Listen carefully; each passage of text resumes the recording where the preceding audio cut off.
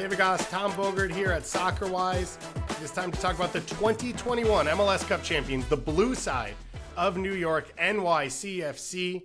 They are always sort of on their own timeline when it comes to offseason and preseason. CFG operating in their own world, doing their own things. And once again, NYCFC late in the window, making some big moves. Tom, let's start here, and then we'll get into our conversation with Andrew. But Santi Rodriguez, it feels like, is out the door for a pretty big number. Yeah, he'll be joining Botafogo for a deal reported in Brazil at $17 million, CL Merlos at $15 million. Either one of those numbers is probably $5 to $7 million more than I think that they would have gotten. So 15 or 17 is a wonderful, wonderful deal. In the micro, this sucks for right now for the 2025 NYCFC because he's the guy. He is their guy. But the other side of that is he can't really turn down 15, 17 million, and I'm pretty sure he would be pushing for this move too. So it was one of those situations where it's a good deal, but it's unfortunate that it makes you worse right now. Yeah. But it's still one you had to do. It is a number outsized what you would expect for this player. And so, like you said, you have to make the move. Botafogo are in a weird spending place right now. We saw with Thiago Almada, they are entering the Club World Cup as well. So there's like a ton of time-sensitive stuff going on there where they're looking for a piece that's ready to roll. And Santi Rodriguez is that for them. And so you're getting this huge number. It is also in an offseason in which you've kind of moved around some of the bigger names you've brought in of young pieces because they have not fit, or that next move was there for them as well, like a Christian McFarland. So there's a lot of question marks for this NYCFC team. Do you think they make a big splash to replace before the season starts? And what's your expectations for year one under Pascal Janssen? So I'm just assuming that they're working right now because this is not a playoff level roster if you don't bring in another DP. And so even before Santi Rodriguez left, or is leaving, I should probably say, they could add a DP. But Thales Magno does not count as a designated player while he's on loan right now. And he's doing well in Brazil. The expectation is he's not going to come back. Again, there's no guarantees because it's an option, not a permanent deal. But the planning would be he's not coming back. The same way the planning was when they loaned Tati Castellanos under different circumstances to Girona, that he wasn't going to be coming back after that loan out. He was going to be sold somewhere else. So whether Thales Magno stays in Brazil or goes to Europe or does whatever, I'm not expecting him to come back. So now that they could bring in two DPs, I've got to imagine that they're going to bring in at least one. And again, I have heard some rumblings around that, hey, if this price comes in for Santi Rodriguez, whether it was within MLS or abroad, we would do it. So I've got to imagine that they were planned for this exit and are working through targets. And again, looking at this team, they have to add a DP level attacker. Hudson River Blue is the place to follow all things NYCFC. I think it's one of the best platforms covering Major League Soccer. A lot of the stuff they write, a lot of the stuff they talk about on their podcast, as well researched and as well thought out as anything around MLS. I'm a huge fan. We had Andrew Lee on to talk about all things NYCFC, as well as the new stadium, Pascal Janssen, what he's like as a character and what he will mean to this club. So let's go to that segment right now. We continue on with our season previews, and we are talking about NYCFC right now. And of course, I got to go to one of my favorites, Hudson River Blue. Whether it's the podcast or the website, they are the best covering this team and covering, I think, large parts of the sport in this country. Andrew, thank you so much for taking the time to join me, and I'm excited. I'm happy to be here. Happy to talk about NYCFC before the season starts. What is the overall emotion right now around the fan base? You finished the year on I don't know if you know, but a loss to the New York Red Bulls, a bit of a rival. You've got stadium news. We'll go through the transfers as we always do. We've got our Doylism to come, and Andrew Wiebe sets our over-under line, but it's a bit of a quiet transfer window coming in, a new manager. Just give us a vibe set of where the fan base sort of sits right now. I would say it feels a bit like purgatory, like you're waiting to get into the gates of heaven in 2027 when Etihad Park opens and the new stadium is there and shiny and you're done playing in a baseball stadium after over a decade. And I think that also kind of relates to the transfer activity in that you're waiting for them to add to the roster, which I think was rebuilt after the mass exodus that occurred once they won MLS Cup in 2021 and once a lot of those players moved on. I think now that they've spent to bring in Pascal Janssen, who has a pretty successful track record in Europe. He's been the biggest addition, as the coach, which I think they're putting a lot of faith in him getting more out of this squad in 2025 than what Nick Cushing got in 2024, because most of the core players are back with a few exceptions. So you're looking for progression from the younger guys that they invested in sort of 2 transfer windows ago and almost like before that in 2023. That's where they're going to see their returns so far, because the vibe right now is, where are the signings? Where's the replacement for James Sands? And what's going to sort of actually help this group progress beyond, they finished 6th in the East last year. So the fans want to see improvement and sort of the push to go up the table. Right now it feels a bit like status quo with actually costly subtractions more than improvements.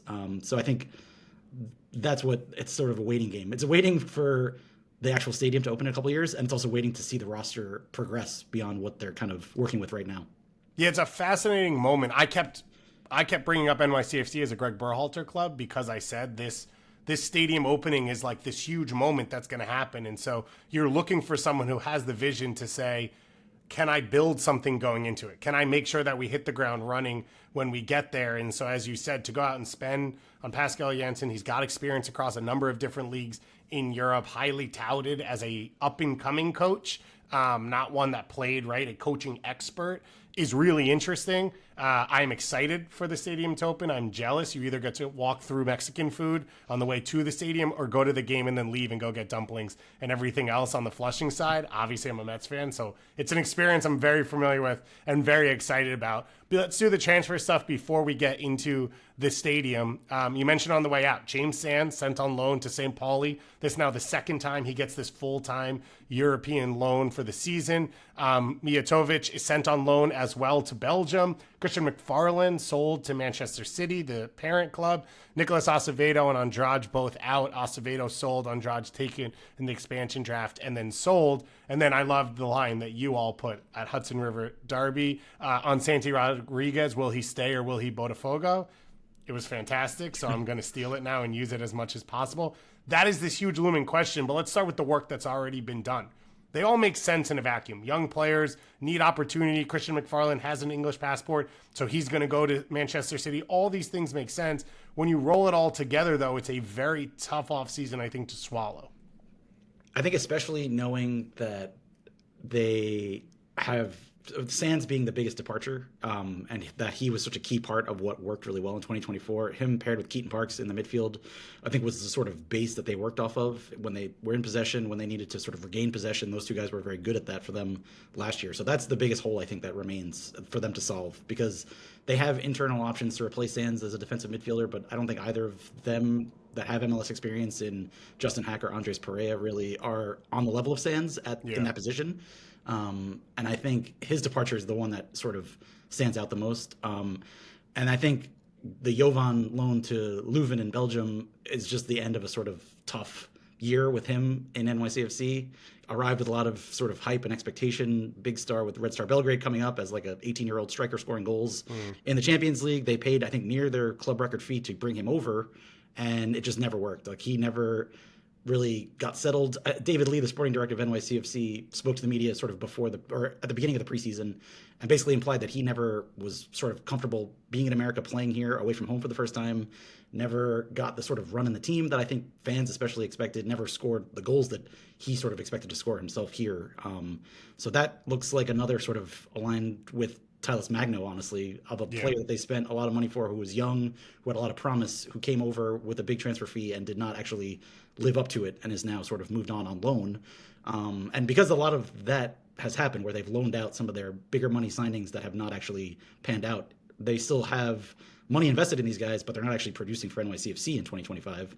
So again, you're looking for where the goal is going to come from. They got a great season out of Alonso Martinez a season ago in 2024.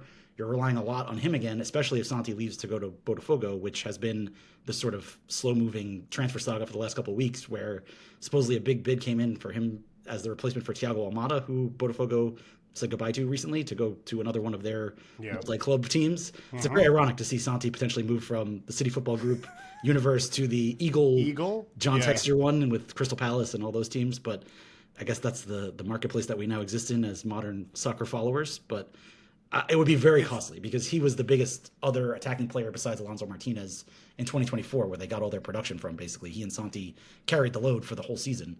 So losing one of those guys right as the season begins would be a huge setback to have to then work around that for Janssen. Because Janssen, I mean, I think part of it with him is David Lee, the sporting director, also said this, that they wanted to give Janssen enough time with the new group that he's basically inherited to figure out what he wants, what he needs, what he thinks they need to focus on in the transfer market. So the fact that the MLS transfer window goes until April 23rd gives them leeway, but you're then looking at your months into the season and you're still reforming your team, basically. You're kind of recreating your team on the fly, which they, again, tried in 2023 to not good results because that was the only year besides 2015 when they didn't make the MLS Cup playoffs. So it feels at this moment a little bit like you're trending towards that direction with these, especially with the rumor that Santi might leave.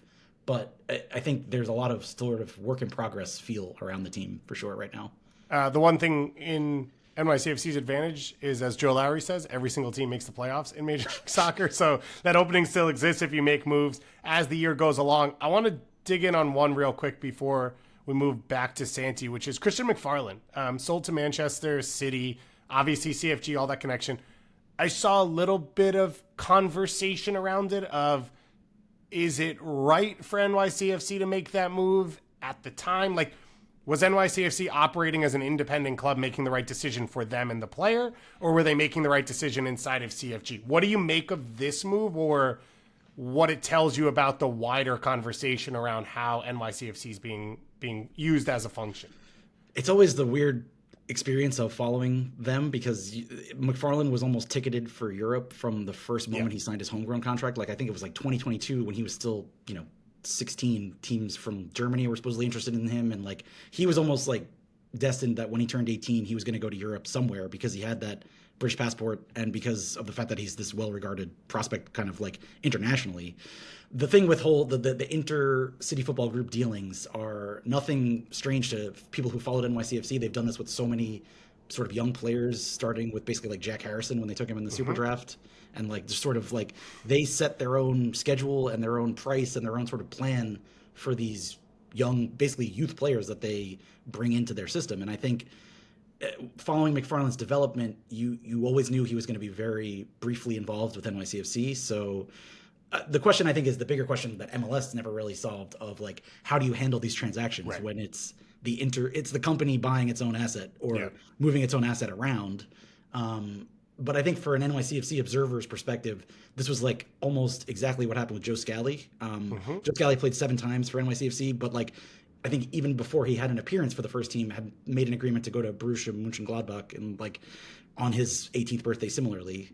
So I think we're kind of used to it from having seen this formula played out. I think MLS, it's a weird one just because of the fact that, NYCFC can convert the transfer fee that they got for McFarland from their own sort of owner into, GAM assets they can use in MLS this season. So it's a weird one, but also something that sort of becomes par for the course when you follow a team that's a part of the weird multi-club model that they are a part of, unfortunately. Yeah. The one thing I will say for NYCFC fans in terms of maybe over frustration or worry about it is we saw this with Tyler Adams and the Red Bulls. Unfortunately, you have to compare the two. Always. The sell-on percentage ends up being big, right? Manchester City, for whatever they are, they get money for the pieces they move around. And so I think with McFarland, there's a good chance that the impact to NYCFC comes 2 and 3 steps down the road. And your hope is that that's all set up the way it should be set up. Let's talk Santi Rodriguez. You think he will play for NYCFC this year? I think they're following the formula they follow when they've gotten a legit transfer offer that they're actually trying to make happen. So I would say the odds of him actually playing are very low at this moment as we're speaking, where it's been, I mean, since Sunday, basically, that over, almost a week of him heavily rumored to be going to Botafogo. So I think that it probably will end up where he leaves. I think this is their chance probably to get a big fee for him because of the fact that there's so much interest and that he's coming off such a good season. And I think it was always sort of a question of would he actually be a designated player when they sort of bought him permanently at the beginning of 2023. And I think he's on the lower end of the sort of salary range of designated players just based on what he makes per year. So I think he always was sort of brought back in 2023 with an eye towards some lucrative move. So I think the thing is, like, you're taking him away, and you're taking away a lot of goal contributions from 2024 right on the eve of the season. So I think that's where it's going to be really difficult. I think the one positive thing is that they do have a lot of young attacking players. That part of Pascal Janssen coming here is to get more out of those guys, like Agustin Ojeda, like Julian Fernandez. I think that if they lose Santi, that even increases the importance of those guys actually being able to see more minutes than they saw in 2024 and actually produce more in 2025. Yeah. Which is what they really need to succeed. I don't see them climbing the table from where they finished last year unless they get a really big breakout season from one of those two guys. Yeah, I think that's fair. I think the timing is tough. I do think I think the offer that's coming in is as high as it's going to go, and I don't think Santi Rodriguez is going to play for NYCFC for his entire career in the next 10 years. We have seen already out of Argentina the money being spent by Club World Cup sides because of the money they think is coming in. Thiago Almada moving means Botafogo has to fill that spot because they are playing in that giant group of death with Seattle Sounders and Atletico Madrid and PSG. And so, like, it feels like a bit of an outlier offer, and that's one you have to take advantage of. I think if you're NYCFC, I also, as good as he has been, I don't think the ceiling is there to be Lucho Acosta, a Vander level producer in MLS. And so if the offer comes in the way it sounds, I think that's a really good one for this to take. On the end so far, it's not much. I put Prince Mpansa in this because I love Prince Mpansa. Watched him at the youth ranks, watched him in college, would love to see him be a starter at some point as a center back for this club. But it goes to show sort of the one direction things have gone so far because the big addition has been Pascal Janssen. Before we touch on that, and we'll hit our Doyleism, reminder, because every team is different and MLS is chaos right now, the cup competitions for NYCFC will be Leagues Cup and U.S. Open Cup. So no CONCACAF Champions Cup because of the way they finished last year. Leagues Cup will be against Puebla, Leon, and Toluca. And then after that, some insane standing stuff, and we'll figure out if they move on or not based off teams they don't play and whatever else is going on. In U.S. Open Cup, 16 MLS teams are playing in it. You would argue NYCFC coming in, they are one of the highest rated teams from last year in that competition. It is a winnable one. I have talked about it with most of the teams that are in it, of like 2 wins gets you into a semi, 3 wins, like it could be a real way to make a splash this season without really maybe being as consistent over the course of the year. But the big story is the new coach. Let's go to Doyle's thoughts on all of this, and then we'll jump off the back of that. Yeah, the big addition for NYCFC is the head coach, Pascal Janssen. He was brought in, I think, pretty explicitly to develop all those young guys that were rotting on the bench last year. I mean, NYCFC between summer 2023 and winter 2024, between those two transfer windows, they spent $25 million on new players, and most of those guys just didn't factor at all. And when that happens and you don't win things, then the coach tends to be the guy who pays, and that's what happened with Nick Cushing. So new coach brought in, not a lot of new players, barely any new players, but it'll feel like it's refreshed because I think Agustin Ojeda and Julian Fernandez in particular, those two guys, are going to get a lot more run. And then the other variables, like the real variables, are was Alonso Martinez, was that goal scoring real? I think it was. He got a lot of tap-ins, and that's the measure of a guy who's going to be a consistent goal scorer. So I am a little concerned about it, but not, throwing myself off a building here. I might be throwing myself off a building about the situation at DMIT. I think Justin Hack has been a pretty good player the past 18 months, but he's not James Sands' level. And if there's a real weakness in this team, that's a spot, and that's not a spot where you can afford to be weak if your plan is to win things. So there's reason to be optimistic. This team does have a lot of talent, but there's a couple of pretty clear reasons to be at least a little bit pessimistic heading into this season. I guess I should have said to Doyle, he doesn't need to give us a reason to jump off a building at all. But he somehow found his way to get there over the course of that. A lot to talk about on the field. Let's start with Pascal Janssen, though. What have you heard from him? What do you make of him as a personality, as a manager, as what it feels like is going to be a major central piece of this club? The players have described him as raising the intensity during training, raising the level of expectation, basically, during the whole preparation for the season. His basically sort of marching order is to raise the team up a level, which he's repeated a bunch of times. He said he's wanted more intensity out of the players. He said he's wanted them to have a much more sort of resilient outlook and have the belief that they can win wherever they go to play, which I think it's a lot of more sort of the emotional side of the game versus he's not making drastic tactical changes to how NYCFC operates. I think part of the reason why they wanted to hire him is because his tactics and his sort of approach to having his teams play is pretty similar to what City Football Group wants all their teams to do. He usually uses a 4-2-3-1. I think they're going to still be in that, which increases the importance, as Matt Doyle said, of replacing James Sands, which I wouldn't jump off the building, but I definitely think that is where they have to desperately sign somebody, like actually close to the level of Sands. I think that's the biggest transfer need if you're going to talk about like transfer needs since January 1st. I mean, it's been almost 2 months since he left at this point, and I think that's what's calling out for reinforcement. But I think that's what Janssen is sort of in the process of figuring out while he's there in training camp right now, of who can actually get the job done for what he's looking for. And I think he's no nonsense. He's not going to sort of go into a sort of long yarn about why he's doing things. I think he's much more, this is what I expect, this is what I want the players to do, this is what we're trying to do this season. And I think the fact that he's had a really good track record at AZ Alkmaar with younger players and in the Netherlands in general with a lot of younger players. Kirkes from Bournemouth, the left back, he was a coach for him when he first made his debut in the Netherlands. He coached Cody Gakpo, I think, too, before he went over to Liverpool at some point. So he's got a lot of experience with like high-level young talent in Europe, and I think that's what they basically are bringing him over to do, to whisper in the ear of Agustin Ojeda, Julian Fernandez, even like Malachi Jones, who's had a great sort of rookie year before he broke his leg in the summer last year. I think those are the guys that they expect Janssen's going to bring something else out of and sort of mold into the sort of next core of attackers that can actually score goals, that makes it so that you're not relying on Alonso Martinez to score 16 goals every single season. Right. There is obviously a ton of promise, and there, Maxi Carrizo we see starting for the U17s, captaining the team as long as they play the U.S. Virgin Islands. Like, he'll be fine in MLS action. And there's a ton of promise inside the NYCFC Academy, as there has been for a lot of years. I'm a big fan of Johnny Shore. I like his game. Drew Baera as well, we've seen push in at those fullback positions.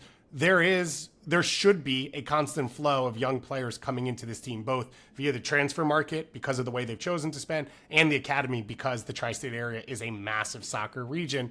And the hope is that Pascal Janssen's the one to tap into that. I think Patrick Vieira, that first step of getting the Jack Harrisons on the field and pushing some young players, and then it has kind of wavered up and down as they've gone through coaches. And now your hope is that there's some consistency here to be able to get that done, and it's going to be necessary. What do you think this year the ceiling is for the young players that we're talking about, the Agustin Ojedas of the world?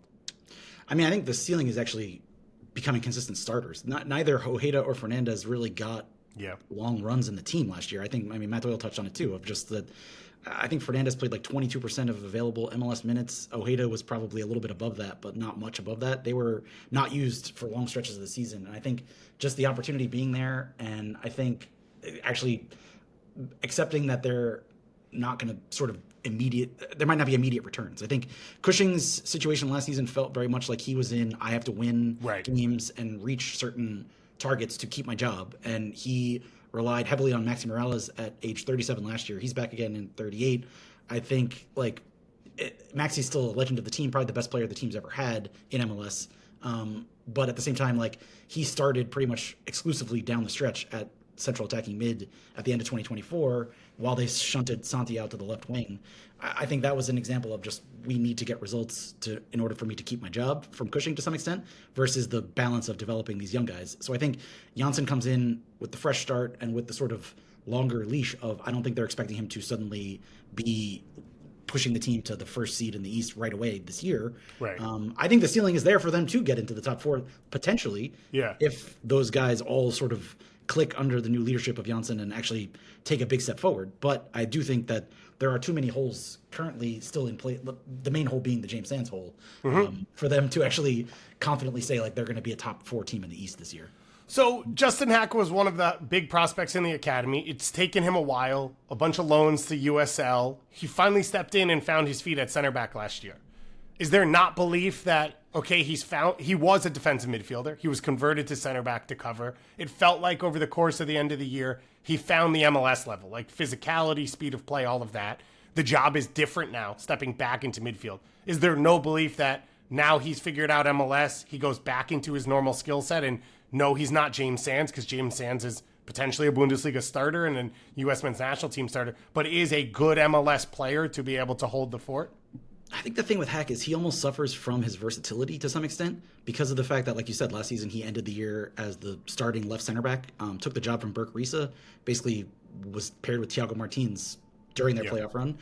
But I mean, they also used him at left back last year randomly when Kevin O'Toole was hurt and they needed somebody to fill in. Like he became the Swiss Army knife of the team to an extent that I think sort of his flexibility means right now in preseason, Thiago Martins has not played any games. He's got an injury. He has been out the entire preseason, probably going to be not 100% to start the season. So it might be a situation where they need Hack in defense because Janssen thinks that he works well there.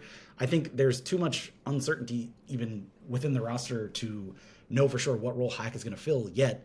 That said, I think he could fill in for James Sands, but every time he's gotten a sort of opportunity, he's been solid, but I would say not a guy that you think he has fully won this job and this is going to be his job for the rest of the time he's with NYCFC. This is the last year he's under contract with NYCFC, so this is sort of his last big hurrah to try to fully carve out a spot, I think. I do think that he progressed a lot in the last two seasons, but I just remain unsure and unsold if he's going to be truly the guy to be the number 6 like throughout this season. I think the fact that he could bounce between defense and central midfield somewhat makes me assume that he's going to be viewed as that kind of like rotational piece more than the tried and true starter. Yeah, we saw at center back, I think he's a high-level passer, but it was easier for him facing the game than having players around him 360. And I think he was able to operate inside of some of his limitations of athleticism covering the entire field, playing at that center back spot where most of the game you can sort of anticipate. But he's tall enough to be effective in winning 50-50 duels in that spot. I was excited to see him fill in there. I don't know as well if defensive midfield he can do it. I do feel like he is a top 13 roster player right now for an MLS team. The question is at what position, and if it's not at D-mid, is there a spot for him for NYCFC? This takes us to the next big question that you and Doyle have posed, which goes into our line from Andrew Wiebe. He set the Alonso Martinez goal scoring for this year, the over-under, at 13.5 goals on the season. That's just inside of MLS regular season.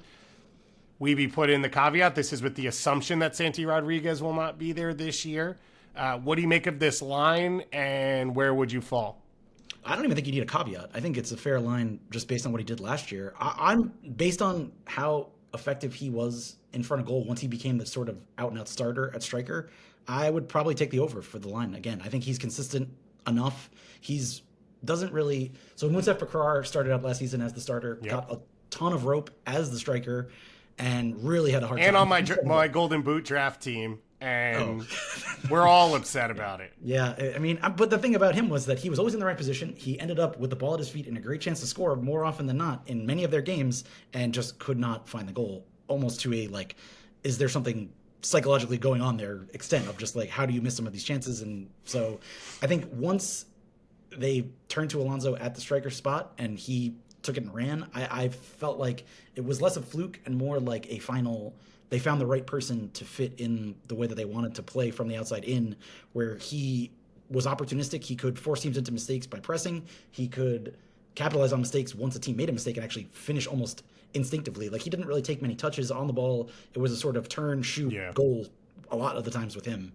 And I feel like the just natural instincts and his abilities just to find the right spots and find the right shots that are sort of high efficiency, good shots for him that ends up converting frequently. Those are skills I think that will hold up, and I don't think it's as much of a fluke as much as he needed to be put in the right spot at the right sort of time to succeed, and I think now they're going to expect that to continue. So I think over 13.5, I'm taking that comfortably. Yeah, I'm going to take it as well. I think even if you're a little more pessimistic about this, it took him 7 games to become the full-time starter last year, or to become the starter. So if you take that away and just say he's starting at this point, even if he takes a step back on 16 goals last year, he should still finish at the amount of minutes he'll play, whatever his finishing rate ends up being. He should still finish around 12 or 13 goals. And if you have any confidence then in him, which I do, I think a lot of the stuff he talked about, his pressing ability, I do like his ball striking. I think when he gets over the ball, he shapes his shots really well from around the 18. So a lot of those finishes off turnover moments where he's quick and ready to shoot before a goalkeeper set and before a defense sets. I think all of that still holds. And then you have the hope that if Janssen can tap into some of these young playmakers, or Maxi Morales is more healthy and available, that there's more than chances created inside of the system for him to score. So I'm going to take the over there as well. I think in general, then, the belief that Alonso Martinez is for real, and for everyone out there who's doing your Golden Boot drafts, he should be high on the list because he's going to play, when healthy, the bulk of the minutes for this team. Gold Cup is a factor because he is probably in national team conversation and potential there. So that could change things a little bit, but I think in general, pretty high on him. And an unknown season for NYCFC. But if you want to follow it, do so at Hudson River Blue, both the website, follow them on all your social channels, especially at Blue Sky, and the podcast as well. For all of your news and everything else that's going on, the stadium news continuing. Andrew, any thoughts or updates on what's going on with the stadium? Oh, they broke ground in December, right before MLS Cup, so it's officially under construction, underway. Got the shocking everyone in the world. It's going to be named after Etihad, who apparently have a long-standing relationship with the owners of NYCFC. Maybe you've heard of that in the past, but yes, Etihad Park will be opening in 2027. So you can now start counting down from 2 seasons from now of the number of games left that will be played at either Yankee Stadium or Citi Field. I know this is the biggest sore spot for many people who come across NYCFC and are shocked and horrified to see soccer being played on a baseball field, but the shelf life is rapidly decreasing for that. So we're almost at the end of the tunnel for that one. Yeah, I sat at the Milliker Brewing in right field of Citi Field before a game, right before I moved here, and across the street is the construction site. And it was a little sign, and it had the NYCFC logo on it. And I was like, oh, right, this is a real thing. This is not just the thing we talk about online and people yell about and all of this. No, it's here's really the site, now. Here's the spot. So I think it's really exciting because it's going to be, I think, one of the top environments in Major League Soccer, in the country, for sports and all of that. Once the big thing with NYCFC is it going to really, the fans especially are waiting for the sort of transformation of the team. I feel like everybody's talked about the need for the stadium and that it's going to be this huge thing, rightly so, for the league and for NYCFC. But I think the fans are waiting for to see the way that it transforms the team on the field, which obviously we still have 2 full seasons to get through. But I think that's the big one that people are like, are we going to get back to the days of signing the biggest names from European leagues? Is it going to be this sort of like different approach when the stadium opens? I think that's the one that's sort of like an unanswered question still that we'll hopefully answer soon. But I know the last year and a half has been a drop-off. But overall, post the Villa, Lampard, Pirlo days. It's been a good multiple years, yeah. Consistently, this team is a top 5 team, hands down, right? The assumption being there, the potential for more. I would hope that they're able to stick with some of these young pieces through this. And so in 3 years, you're talking about fully fledged starters, and it's not the Santi Rodriguez move where it's the moment they get good, they get sold. And then I can understand similar, I hate to keep bringing it up, across the river of Red Bulls of like, okay, then can you sign 1 or 2 adults to fill the gaps that you've recognized? But spend the next 2 years letting the young players figure themselves out to find those holes and not acquiring players above them. I don't think NYCFC is ever going to be that team again. And I think it's a positive. I think overall they've shown they're a better team. They won MLS Cup not being that. But it is about managing the team to be successful in itself and not just a part of CFG from top to bottom. Overall, it's going to be a fascinating year. Cannot wait to watch it. Thank you once again for joining me. Let's do this again soon.